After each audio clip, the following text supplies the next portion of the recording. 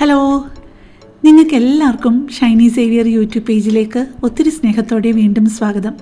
ഇന്ന് ഞാൻ നിങ്ങൾക്ക് എല്ലാവർക്കുമായിട്ട് ഒരു അടപ്പായസമാണ് തയ്യാറാക്കാൻ പോകുന്നത്. കാരണം നമുക്കെല്ലാവർക്കും 2-3 സ്പെഷ്യൽ ദിവസങ്ങൾ വരികയാണ്. ഈസ്റ്റർ വരുന്നു നാളെ, അതിൻ്റെ തൊട്ടു പുറകെ തന്നെ റംസാനോടനുബന്ധിച്ചുള്ള ഈദ് പെരുന്നാൾ വരുന്നു, പിന്നെ വിഷു വരുന്നു. അതുകൊണ്ട് എല്ലാവർക്കും വേണ്ടിയിട്ട് ഒരു പായസം റെഡിയാക്കാമെന്ന് ഓർത്തു. എല്ലാവർക്കും ഈസ്റ്ററിൻ്റെയും ഈദിൻ്റെയും വിഷുവിൻ്റെയും ആശംസകൾ നേരുന്നതിനോടൊപ്പം സമാധാനവും സന്തോഷവും ഉള്ളൊരു ജീവിതവും എല്ലാവർക്കും ആശംസിക്കുന്നു. ഞാൻ അടപ്പായസം ഉണ്ടാക്കാനായിട്ട് 150 ഗ്രാം അടയാണ് എടുത്തിരിക്കുന്നത്, അരി അടയാണ് എടുത്തിരിക്കുന്നത്. ഞാൻ 150 ഗ്രാം അരി അടയ്ക്ക് എടുത്തിരിക്കുന്നത് 300 ഗ്രാം ശർക്കരയാണ്. അത് കൊച്ചു കഷ്ണങ്ങളായിട്ട് ഒന്ന് പൊട്ടിച്ച് ഒരു 1/2 കപ്പ് വെള്ളത്തിലാണ് ഞാൻ ഉരുക്കിയിരിക്കുന്നത്. മാക്സിമം പോയാൽ 3/4 കപ്പ് വെള്ളമേ നിങ്ങൾ ഒഴിക്കാവുള്ളൂ. കാരണം അല്ലെങ്കിൽ പിന്നെ അത് വറ്റി വരാനായിട്ട് ഒരുപാട് താമസിക്കും. ഞാൻ 1/2 കപ്പ് വെള്ളമേ ഒഴിച്ചിട്ടുള്ളൂ. ഇനി ഇതിപ്പോൾ ദേ നന്നായിട്ട് ഉരുകി വന്നിട്ടുണ്ട്. നിങ്ങൾക്കറിയാലോ, ഇതിനകത്ത് മണ്ണും പൊടിയും ചെറിയ അഴുക്കുകളൊക്കെ കാണും. അപ്പോൾ അതിൻ്റെ ചൂടൊരിച്ചിരൊന്ന് പോയി കഴിഞ്ഞിട്ട് ഇത് ഒരു ഇരുമ്പരിപ്പയിൽ ഒന്ന് അരിച്ചു വെക്കണം. ഇനി നമുക്ക് ചെയ്യേണ്ടത്, അട വലിയ പീസസ് ആയിട്ടിരിക്കുകയാണെന്നുണ്ടെങ്കിൽ ചെറുതായിട്ട് ഒന്ന് പൊട്ടിച്ചു കൊടുത്തിട്ട് നമ്മളുടെ ആവശ്യത്തിനനുസരിച്ചുള്ള ആ ഒരു വലിപ്പമാക്കിയിട്ട് നന്നായിട്ടൊന്ന് കഴുകി കഴിഞ്ഞിട്ട് ഒരു പാത്രത്തിൽ 3 ലിറ്റർ വെള്ളം വെച്ച് തിളപ്പിച്ചിട്ട് അതിലേക്ക് നമ്മുടെ അടയിട്ട് കൊടുത്തിട്ട് പാകത്തിന് കുക്ക് ചെയ്തെടുക്കുക. ഓവറായിട്ട് കുക്ക്ഡായി പോകാതിരിക്കാനായിട്ട് ശ്രദ്ധിക്കണേ. ആ സമയം കൊണ്ട് നമുക്ക് തേങ്ങാപ്പാലിൻ്റെ അളവ് പറയാം. തേങ്ങാപ്പാലിന് വേണ്ടത് ഒരു വലിയൊരു തേങ്ങയുടെ ഫുൾ തേങ്ങാപ്പീര് വേണം. അതിൽ നിന്ന് 2 പാലാണ് എടുക്കേണ്ടത്, 1-ാം പാലും 2-ാം പാലും. അപ്പം 1-ാം പാല് ഒരു 1.5 കപ്പ് വെള്ളം ഒഴിച്ചിട്ട് നന്നായിട്ട് പിഴിഞ്ഞെടുക്കുക. ചെറിയ ചൂട് വെള്ളം ഒഴിച്ചാൽ നിങ്ങൾക്കറിയാലോ നന്നായിട്ട് പാല് കിട്ടും. അതുപോലെ തന്നെ ഒരു 2.5 കപ്പ് വെള്ളം ഒഴിച്ചിട്ട് ആ സെയിം തേങ്ങയിൽ നിന്ന് തന്നെ 2-ാം പാലും എടുക്കുക. ഇപ്പം നമ്മുടെ അടയൊക്കെ നന്നായിട്ട് വെന്ത് വന്നിട്ടുണ്ട്. അട വെന്ത് ഊറ്റിക്കഴിഞ്ഞാൽ ഉടനെ ചെയ്യേണ്ട ഒരു കാര്യം, 2-3 പ്രാവശ്യം നമ്മൾ തണുത്ത വെള്ളം അതിലേക്ക് ഒഴിച്ചു കൊടുക്കണം. ഒന്ന് ഒഴിച്ചു കൊടുത്തിട്ട് ഒന്ന് ഇളക്കി പിന്നെയും ഒന്ന് ഒഴിച്ചു കൊടുത്ത് ഒന്നുകൂടെ ഒന്ന് ഇളക്കിയിട്ട് ഇങ്ങനെ അങ്ങ് വിട്ടിട്ടാൽ മതി. അപ്പോൾ അട പരസ്പരം ഒട്ടിപ്പിടിക്കാതിരിക്കും. ഇനി നമുക്ക് ചെയ്യാനുള്ളത്, നമ്മൾ ഉരുക്കി വെച്ചിരിക്കുന്ന ശർക്കരയ്ക്കകത്തോട്ട് വേവിച്ച് വെച്ചിരിക്കുന്ന ആ അടയിട്ട് കൊടുത്തിട്ട് നന്നായിട്ടൊന്ന് വഴറ്റണം. ആ അടയിലോട്ടൊക്കെ ആ ശർക്കരയുടെ ആ ഒരു രുചിയൊക്കെ പിടിച്ച് നന്നായിട്ട് അതിനകത്ത് കിടന്ന് നന്നായിട്ട് വഴന്നു വരണം. അത് വഴന്നിട്ട് നന്നായിട്ട് ശർക്കരപ്പാനി എല്ലാം വറ്റി അതിൻ്റെ സൈഡിൽ നിന്ന് വിട്ടുവരുന്ന പരുവം വരെ നമ്മൾ വഴറ്റേണ്ട ആവശ്യമുണ്ട്. പക്ഷെ ഞാൻ ആ വഴന്ന് വന്ന് ആ സൈഡിൽ നിന്ന് വിട്ടുവരുന്ന ആ ഒരു പരുവം ഞാൻ വീഡിയോയിൽ എടുക്കാൻ വിട്ടുപോയി, ക്യാമറ ഓണാക്കാൻ മറന്നുപോയി. അതുകൊണ്ട് നിങ്ങൾ ആ സൈഡിൽ നിന്ന് വിട്ടുവരുന്ന ആ ഒരു പരുവം നന്നായിട്ട് കുറുകി ഇരിച്ചിട്ട് കട്ടിയാവണം. ആ ഒരു പരുവം വരെ നമ്മൾ വഴറ്റിയെടുക്കണേ. ഇപ്പം ഞാൻ അതിലേക്ക് ചേർത്ത് കൊടുത്തിരിക്കുന്നത് നെയ്യാണ്. ഇപ്പം ഞാൻ അതിലേക്ക് ചേർത്ത് കൊടുത്തത് 1 ടേബിൾ സ്പൂൺ നെയ്യാണ്. നിങ്ങൾക്ക് 2 ടേബിൾ സ്പൂൺ ചേർത്താൽ കുറേ കൂടെ നല്ല ഒരു ടേസ്റ്റാണ് പായസത്തിന്. പക്ഷേ ഞാൻ ഈ പറഞ്ഞതുപോലെ ശർക്കരയുടെ അളവും നെയ്യുടെ അളവും ഇതിനകത്ത് വളരെ കുറച്ചിട്ടുണ്ട്. കാരണം അധികം മധുരം കഴിക്കാൻ പാടില്ലാത്ത ഒരാൾക്ക് വേണ്ടിയിട്ടാണ് ഞാനിത് ഉണ്ടാക്കിയത്. അതുകൊണ്ട് ശർക്കര വളരെ കുറച്ചേ ചേർത്തിട്ടുള്ളൂ, നെയ്യുടെ അളവുമൊക്കെ വളരെ കുറച്ചാണ് ചേർത്തിരിക്കുന്നത്. പക്ഷേ നിങ്ങൾ എത്ര ചേർക്കണം എന്നുള്ളതിൻ്റെ അളവാണ് ഞാൻ പറഞ്ഞത്. 150 ഗ്രാം അടയ്ക്ക് 300 ഗ്രാമാണ് കറക്റ്റായിട്ടുള്ള അളവ് ശർക്കരയുടെ. ഞാനിത് 200 ഗ്രാമേ ചേർത്തിട്ടുള്ളൂ. വളരെ മധുരം കുറവ് മതി എന്നുള്ളവർക്ക് അത് കറക്റ്റാണ്, ഈ ഒരളവ് കറക്റ്റാണ്. അല്ലെങ്കിൽ നിങ്ങൾ 150 ഗ്രാം അടയ്ക്ക് ഞാൻ പറഞ്ഞതുപോലെ 300 ഗ്രാം ശർക്കര തന്നെ എടുക്കുക. അതും കറുത്ത ശർക്കര എടുക്കുന്നതാണ് നല്ലത്. ഇപ്പം ഞാൻ വീണ്ടും 1 ടേബിൾ സ്പൂൺ നെയ്യ് ഒഴിച്ച് കൊടുത്തിട്ട് ആദ്യം തേങ്ങാക്കൊത്ത് കുഞ്ഞായിട്ട് മുറിച്ചതിട്ട് കൊടുത്തു.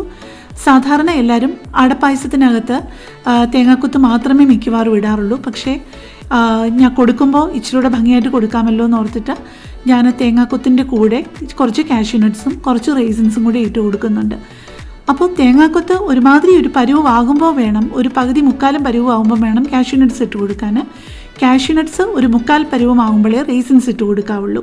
അല്ലെങ്കിൽ തേങ്ങാക്കൊത്ത് അധികമാകാതെ കിടക്കുകയും ചെയ്യും, കാഷ്യൂ നട്ട്സും റേസിൻസും ഒക്കെ വല്ലാതെ മൂത്ത് പോവുകയും ചെയ്യും. കാരണം ഇതിന് 3-നും 3 മൂപ്പാണല്ലോ, അതുകൊണ്ടാണ് അങ്ങനെ ചെയ്യാൻ പറഞ്ഞത്. ഇപ്പം ദേ നമ്മുടെ നല്ല വറ്റി വരണ്ടിരുന്ന ആ ഒരു അടയിലേക്ക് 2-ാം പാൽ ഒഴിച്ച് കൊടുത്തിട്ടുണ്ട്. 2.5 കപ്പ് 2-ാം പാലാണ് ഒഴിച്ചു കൊടുത്തിരിക്കുന്നത്. നമ്മൾ എടുത്തു വെച്ചിരിക്കുന്ന 2-ാം പാലിൽ കിടന്ന് ആ അട ഒന്നുകൂടെ ഒന്ന് വെന്ത് ആവശ്യത്തിന് വറ്റി വരുമ്പോഴേക്കും അതിലേക്ക് 1-ാം പാലും ചേർത്ത് കൊടുക്കണം. അത് വഴന്നു വരുന്ന സമയം കൊണ്ട് ഞാനൊരു കാര്യം പറഞ്ഞോട്ടെ. എൻ്റെ ഈ ഒരു ചാനലും എൻ്റെ ഈ റെസിപ്പിയും ഒക്കെ ആദ്യമായിട്ട് കാണുന്ന ആരെങ്കിലുമൊക്കെ ഉണ്ടെങ്കിൽ നിങ്ങൾക്ക് പ്രയോജനപ്പെടുമെന്ന് തോന്നുന്നുണ്ടെങ്കിൽ ഒന്ന് സബ്സ്ക്രൈബ് ചെയ്ത് സപ്പോർട്ട് ചെയ്യാനും മറക്കല്ലേ. ഇപ്പം ഞാൻ അതിലേക്ക് ചേർത്ത് കൊടുത്തത് 1 ടേബിൾ സ്പൂൺ ചൗവരിയാണ്. അത് നന്നായിട്ട് 2-3 പ്രാവശ്യം കഴുകിയിട്ട് ചെറിയ ചൂടുവെള്ളത്തിൽ അരമണിക്കൂർ കുതിർത്ത് വെച്ചിരുന്ന ചൗവരിയാണ്. ഇനിയിപ്പം നമ്മൾ അതിലോട്ട് ചേർത്ത് ആ ചൗവരിയൊക്കെ ഒന്ന് വെന്ത് വരണം. കാരണം ചില ചവരികൾ പെട്ടെന്നങ്ങ് വേവും, പക്ഷെ ചിലത് വേവാൻ നല്ല താമസമാണ്. അപ്പം നമുക്ക് ഏറ്റവും സേഫായിട്ടുള്ളത് ചെറിയ ചൂടുവെള്ളത്തിൽ ഒരു അരമണിക്കൂർ ഒന്ന് കുതിർത്ത് വെച്ച് കഴിഞ്ഞ് കഴിഞ്ഞാൽ പേടിക്കേണ്ട ആവശ്യമില്ലല്ലോ. നമ്മുടെ 2ാം പാലിൽ കിടന്ന് ആവശ്യത്തിന് വറ്റി വരുന്ന സമയം കൊണ്ട് ആ ചവരിയും ആവശ്യത്തിന് വെന്തോളും. ഇനിയിപ്പോൾ അതിലേക്ക് 1ാം പാലാണ് ഇപ്പോൾ ഒഴിച്ചു കൊടുത്തത്. 1ാം പാല് 1.5 കപ്പാണ്. നല്ല കട്ടി തേങ്ങാപ്പാലാണ്. നിങ്ങളെപ്പോഴും ശ്രദ്ധിക്കണം, ഫ്രിഡ്ജിൽ നിന്ന് എടുത്ത തേങ്ങയാണെന്നുണ്ടെങ്കിലും അല്ല അപ്പം തന്നെ തിരുമിയ തേങ്ങയാണെന്നുണ്ടെങ്കിലും ചെറിയ ചൂട് വെള്ളം ഒഴിച്ചൊന്ന് മിക്സിയിൽ അടിച്ചെടുക്കാമെന്നുണ്ടെങ്കിൽ നല്ല കട്ടിയായിട്ടുള്ള പാല് കിട്ടും. പിന്നെ നമുക്ക് അതിനകത്ത് തേങ്ങാപ്പാലിൻ്റെ പൊടി ചേർക്കേണ്ട ആവശ്യമൊന്നുമില്ല. ഒട്ടും വെള്ളത്തിൻ്റെ ചുവയൊന്നും ഇല്ലാതെ നല്ല പായസം ഉണ്ടാക്കിയെടുക്കാൻ പറ്റും. ഇനിയിപ്പോൾ നമുക്ക് അതിലോട്ട് വേണ്ടത് 3 പൊടികളാണ്. ഞാൻ പക്ഷേ എപ്പോഴും സാധാരണ 2 പൊടികളെ ചേർക്കാറുള്ളൂ. നിങ്ങൾക്കറിയാലോ, ഏലക്കായുടെ പൊടിയും ചുക്കിൻ്റെ പൊടിയുമേ ഞാൻ ചേർക്കാറുള്ളൂ. ചിലർ ജീരകത്തിൻ്റെ പൊടി ചേർക്കാറുണ്ട്. പക്ഷേ ഇവിടെ ജീരകത്തിൻ്റെ രുചിയും കൂടെ പായസത്തിലോട്ട് വരുന്നത് എന്തുകൊണ്ടോ വലിയ താല്പര്യമില്ലാത്തത് കൊണ്ട് ജീരകത്തിൻ്റെ പൊടി ചേർക്കുന്നില്ല. ഇപ്പം ഞാൻ ചേർക്കുന്നത് ഒരു 3/4 ടീസ്പൂൺ ഏലക്കായുടെ പൊടിയും നന്നായിട്ട് പൊടിച്ച ഏലക്കാപ്പൊടിയും 1/4 ടീസ്പൂൺ ചുക്കിൻ്റെ പൊടിയുമാണ്. ഇപ്പോൾ ഏലക്കാപ്പൊടി മാത്രമേ ഇട്ട് കൊടുത്തിട്ടുള്ളൂ. അത് കട്ട പിടിക്കാതിരിക്കാനും വേണ്ടിയിട്ട് പെട്ടെന്ന് അതങ്ങ് ഇളക്കി യോജിപ്പിച്ചിട്ട് പിന്നെ നമുക്ക് ചുക്കുപൊടിയും ചേർക്കണം. നിങ്ങൾക്ക് ജീരകപ്പൊടി ചേർക്കാൻ ഇഷ്ടമാണെന്നുണ്ടെന്നുണ്ടെങ്കിൽ അത് ഓരോരുത്തരുടെയും ഇഷ്ടമാണ്. ജീരകപ്പൊടി ചേർക്കാൻ ഇഷ്ടമാണെങ്കിൽ ഒരു 1/4 ടീസ്പൂൺ ജീരകപ്പൊടി ചേർത്താൽ മതി കേട്ടോ. അതിൽ കൂടാതിരിക്കാൻ ശ്രദ്ധിക്കണേ. ഇപ്പോൾ ചേർക്കാനുള്ള 1/4 ടീസ്പൂൺ ചുക്കുപൊടിയും ഇട്ട് കൊടുത്തിട്ടുണ്ട്. ഇത് പായസത്തിൽ അവിടെ എവിടെയെങ്കിലും കട്ടയായിട്ട് കിടന്നാലോ എന്ന് പേടിയുണ്ടെങ്കിൽ നിങ്ങൾക്ക് ചെയ്യാവുന്ന ഒരു കാര്യം, ആ 2ാം പാലിൽ നിന്ന് ഒരു ഇച്ചിരി ഊറ്റിയെടുത്തിട്ട് അതിലോട്ട് ഈ ഏലക്കാപ്പൊടിയും ചുക്കുപൊടിയും ജീരകപ്പൊടിയും ഇടുന്നുണ്ടെങ്കിൽ ജീരകപ്പൊടിയും ഇട്ടിട്ട് സ്പൂൺ കൊണ്ട് നന്നായിട്ടൊന്ന് മിക്സ് ചെയ്തിട്ട് ഇതിലോട്ട് ചേർത്താലും മതി. അല്ലെങ്കിൽ 1ാം പാലിൽ കുറച്ചെടുക്കുക, കുറച്ച് 1ാം പാലിൽ കലക്കിയിട്ട് അതിനകത്തോട്ട് ചേർത്താലും മതിയാവും. ഇപ്പം നമ്മുടെ പായസമെല്ലാം ഒരുമാതിരി റെഡി ആയിട്ട് വന്നിട്ടുണ്ട്. ആവശ്യത്തിനുള്ള കൺസിസ്റ്റൻസി ആയിട്ടുണ്ട്. അപ്പോൾ ടേസ്റ്റ് നോക്കിയപ്പോഴേക്കും ഒരിച്ചിരി ചുക്കുപൊടിയുടെ കുറവുണ്ടെന്ന് തോന്നിയത് കൊണ്ട് 1/4 ടീസ്പൂണിൻ്റെ പകുതി ചുക്കുപൊടിയും കൂടെ ചേർത്തിട്ടുണ്ട്. അതിലേക്ക് പിന്നെ വറുത്ത് വെച്ചിരിക്കുന്ന കാഷ്യൂനട്ട്സും റൈസിൻസും തേങ്ങാക്കൊത്തും എല്ലാം ഇട്ട് ഇളക്കി യോജിപ്പിച്ച് കഴിഞ്ഞാൽ നമ്മുടെ ഒന്നാന്തരം അടപ്പായസം റെഡി. പിന്നെ പറയാനുള്ള കാര്യം, 2-3 പേരെ എന്നോട് പേഴ്സണലായിട്ട് കോൺടാക്റ്റ് ചെയ്യാമോ എന്ന് ചോദിച്ചിട്ടുണ്ട്. പക്ഷേ ഫോൺ നമ്പർ ഇതിൽ കൊടുത്തു കഴിഞ്ഞ് കഴിഞ്ഞാൽ അത് പിന്നെ ബുദ്ധിമുട്ടാവത്തില്ലേ. അതുകൊണ്ട് നിങ്ങൾക്ക് ചെയ്യാവുന്ന ഒരു കാര്യം, ഇൻസ്റ്റാഗ്രാമിൽ എൻ്റെ പേജുണ്ട്, ഷൈനി സേവിയർ. ഇതേ സ്പെല്ലിങ് തന്നെയാണ്, ഇതേ പ്രൊഫൈൽ പിക്ചറുമാണ്. അപ്പം നിങ്ങളൊന്ന് ഫോളോ ചെയ്തിട്ട് മെസ്സേജ് അയച്ച് ചോദിച്ചു കഴിഞ്ഞാൽ ഞാൻ കഴിയുന്നതും വേഗം തന്നെ റിപ്ലൈ ചെയ്യാമേ. അപ്പം നമുക്ക് നാളെ വേറെ ഒരു വീഡിയോയുമായിട്ട് കാണാം. താങ്ക്